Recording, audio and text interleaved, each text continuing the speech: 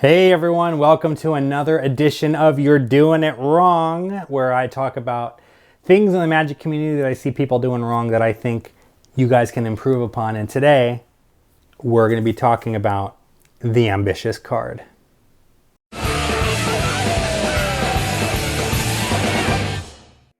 Hey everyone, Michael O'Brien here, and today we're going to be talking about the ambitious card and the things that I see that just drive me crazy when people perform magic. I know that this title is called You're Doing It Wrong, and it sounds very, condescending, and I apologize for the title. But these are just things, like I said, that I see that drive me crazy. And if you just make a tiny little change to it, or if you just think a little bit outside of the box, these are improvements that you can make that I think will drastically improve the magic, and all these little red flags that you might be putting up in people's minds might start going away. And in today's video, I wanted to talk about the ambitious card. Now, before I do that, just wanted to remind you guys that I did start my new membership program. So if you guys want to become Mob Squad members, all you have to do is just click that join button below, and you guys will be able to do that. For just $1 a month, you guys will get access to all my tutorials. I'm putting a ton of tutorials on this channel, including ones that I had on my website for sale for a while. You guys will get free access to those. Well, for just $1 a month, I should say. You guys will get access to those, as well as early access to videos that I'm going to be putting in my schedule. So if I have videos scheduled to go out later on, you guys will get instant access. You'll be able to watch those videos. You'll get shout outs, all that good stuff. Now, if you haven't already, I also encourage you to go ahead and click the subscribe button below, ring the notification bell above, so that you guys will get alerts anytime I put out new content. But without further ado, let's go ahead and jump into this video. Here's an example of an ambitious card routine that just absolutely drives me crazy. Let's take a look. All right, so you're gonna go ahead and take out a card, right? This will be your card, very cool.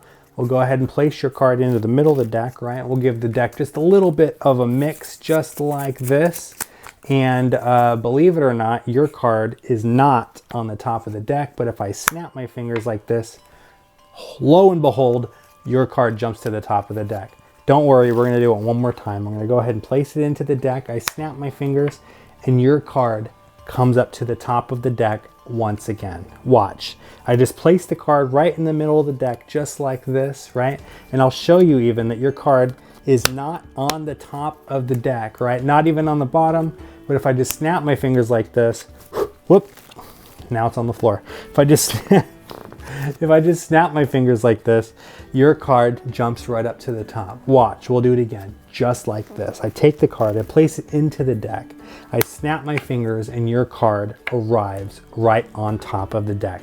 But I want to take this one step further, okay? I want to show you that your card really does go into the middle of the deck. Okay, I'm not holding any breaks or anything like that, but if I snap my fingers, your card jumps to the top of the deck. I hope a lot of you guys haven't tuned out by now. I know if I was watching this, I would be turning this video off and I would be going and watching like Jabrizi video or something.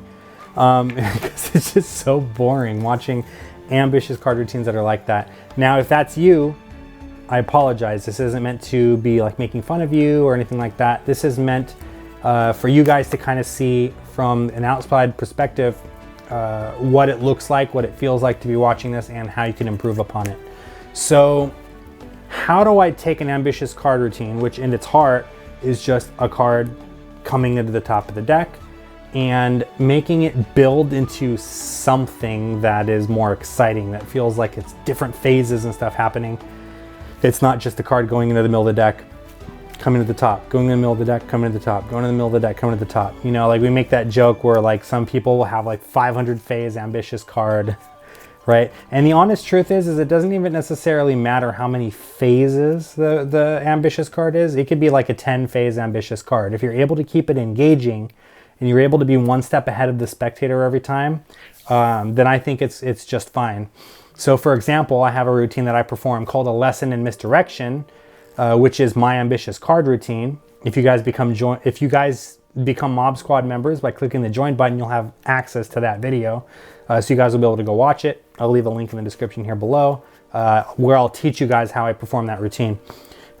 But it's essentially an ambitious card routine, and the card ends up in my mouth, it ends up under the box, the deck vanishes, it ends up under the box, and then their card ends up in a folded up in a, you know, an impossible location. So that's an ambitious card routine that's fun, you know? And it doesn't necessarily have to be like the card vanishes and jumps to like 100 different places either. Like, that's not necessarily what makes it good. What makes it good and engaging is a couple of things. Number one, you want to stay one step ahead of the spectators. So when I say that, I mean, like, you want to have the card rise to the top, right? And then you do it again and it rises to the top again. Then when you're going to do it again, you don't just want the card to rise to the top. You want something to happen, right? So that example might be that, like, I give the spectator the card and it changes in their hand, and then when I look back to the top of the deck, their card is on top again, right? Or something like that. You want to kind of build up to something. You want it to be one step. You want to be one step ahead of the spectator, right? So that leads into the second thing. You want it to be increasingly more impossible every single time you do it. So the way that I usually do my ambitious card is I have the card put into the deck, I do a couple of shuffles, I snap, and then it rises to the top. And then I'll say, but you probably think that maybe I did something suspicious. So watch, I'll do it one more time really slowly. So you can see the card goes into the deck, yet when I snap my fingers, it really does rise to the top. Now right there, those two phases were technically a card arriving to the top of the deck, but it feels different the second time, because the first time the audience suspects, oh, like, he's good with sleight of hand, I'm shuffling the cards, maybe, you know, maybe I'm throwing cards on the floor, maybe maybe I'm doing something with my hands, and then I was able to make the card just appear on top. But then when there's something about just taking the card the second time around, very slowly and cleanly putting it into the deck, and then snapping your fingers and having it arrive at the top, it feels more impossible. So you're increasing the level of impossibility. So where do you go from there? Well, maybe I might say, oh, well, you still think that maybe since I'm putting the card into the middle that I'm doing something suspicious.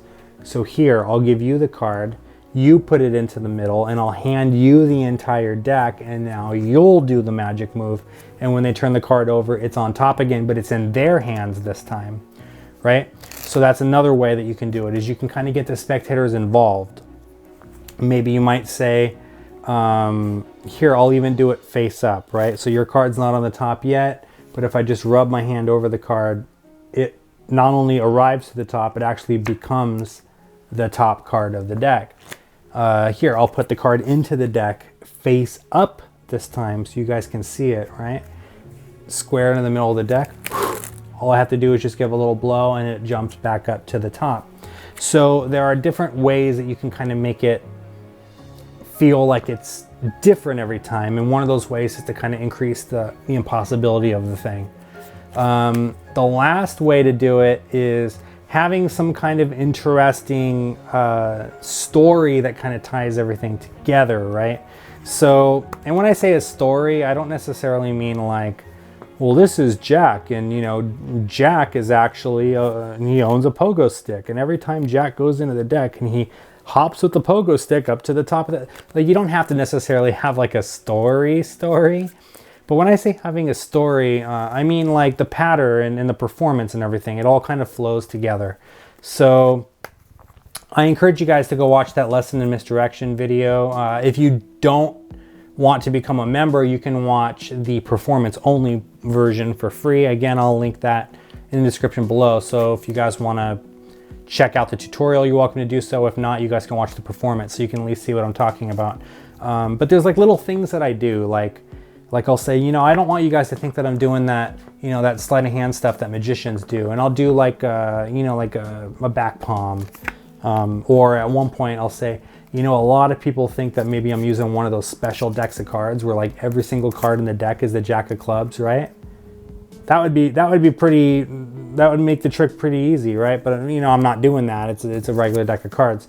In fact, here, why don't you go ahead and take another one and you can sign your name on it now. So now you get a spectator to sign a card, and it makes it feel even more impossible now, because it's like, oh, well, you're doing it with a signed card, you know, and you say, you know, like that's your signature right there on the card. Look, I put it in the middle.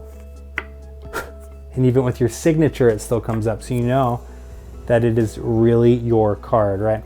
And then you can go into like, okay, watch. So I've already made it go up to the top a couple of times. So here's something really cool, right? You could take the card just like this, and here, go ahead and push it all the way in for me, all right? And then you do the card to the mouth thing, and then you make the card jump to the mouth, and you can make it jump to your pocket or to your wallet or whatever you want, right? So again, you kind of make the trick feel fun. Like the audience shouldn't be expecting what's going to happen next, and that's where I say to be one step ahead of them, right? Not just from a methodological standpoint, but from a performance standpoint too. So like if I were to say, what do you think is going to happen next? And they were going to go, I don't know, the card's going to come up to the top. Then at that point, it's like, okay, well, you're starting to lose them, because you know, it's just like the Chinese linking rings. A lot of people say that they find the Chinese linking rings boring because it's really cool when they melt it through that first time and melt it off that second time. But then every time after that, it's just them linking and unlinking rings over and over and over again. So what makes really good ring routines fun to watch is not so much that they're linking and unlinking, but like the story that goes into it. Maybe the rings levitate and then link. Or maybe you're linking, like with Matthew Garrett's routines, maybe you're linking different objects together on the rings. You're interrupting those beats with things, like I said, like when I do the back palm thing, you're interrupting those beats with things like I do a bottle production. Or, you know, I make the finger ring vanish off my hand and reappear inside of a ring case. Or something like that, right? So what can you do to make these routines interesting? Just to kind of sum up, be ahead of the spectators. You know, don't have it be so repetitive. You should make them think that you're going somewhere, but then you go somewhere different with it, right? Keep them engaged, have them helping you, increase the level of impossibility of the routine so that every time you do it, you're doing it again with a purpose. You're not just doing it again so they can see it again. You're doing it again because you're saying, okay, well, maybe you thought last time I did this, so I'm going to prove that that's not what I'm doing by doing it again. Now there's no way that I could have done that. But now you're thinking that I did this, so I'm going to do it one more time so you can see that it's not this, right? So if you're going to do the routine, you know, if you're going to do multiple phases, for like example, an ambitious card, it should be building up to something. And then of course you have the climax, which 90% of the time is going to be like, you can do like the bent card move. This is a move that a lot of people really enjoy because you can say, look, it's right there. You're going to see the exact moment. There it is. It pops up to the top. It's got the bend in it, right? And it's got your signature, and that's for you. You can keep it. So you don't have to necessarily do like a card to pocket ending. Like even doing the bent move was the move that I did for the longest time. You just want to make it entertaining for people, right? That's where I'm going with this whole thing. You want to make it entertaining for people. So I hope that this was helpful for you guys. Like I said, it's a little nitpicky, but it's almost become, you know, a trope at this point. Like the magician's going to do like a 25 phase ambitious card and the audience is going to be falling asleep. And so a lot of magicians say that they hate ambitious card routine and they never perform it because it's boring. Well, you know what? I perform ambitious card almost every performance I do where I'm using a deck of cards. And the way that I do it makes it a lot of fun for my audience and very memorable. So again, I highly recommend you guys check out A Lesson in Misdirection. I'll leave all the links in the description here. Thank you guys so much for watching. I'll see you all next time.